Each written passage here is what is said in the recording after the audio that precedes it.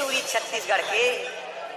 अरे रास्ता ले घुच, मोला जाना है जबलपुर। हाँ हाँ मोला जाना है जबलपुर। गाड़ी घलो आगे स्टेशन में। हाँ रास्ता ले खिसक। एमपी वाले तोला कहाँ जाना है? ये बकवास ला बंद कर, मोला जाना है जबलपुर। रास्ता ले घुच।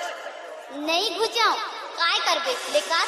छत्तीसगढ़ ले तोला उठा के फेंकिया जाके एमपी में गिरबे, समझे? अरे तोर जैसा लड़का ला ना मैं हर रोज घुमा था, समझे?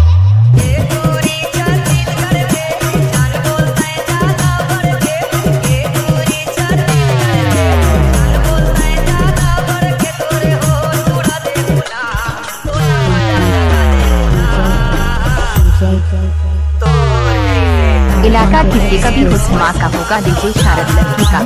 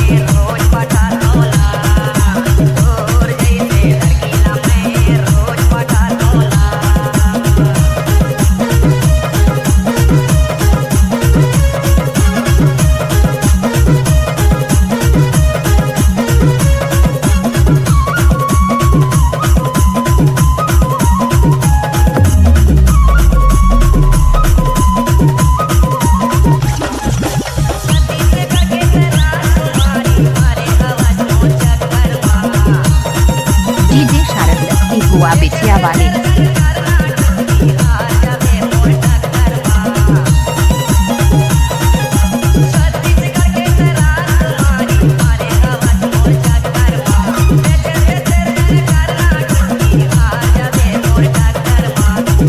आप सुन रहे हैं का मिक्स किया हुआ गाना।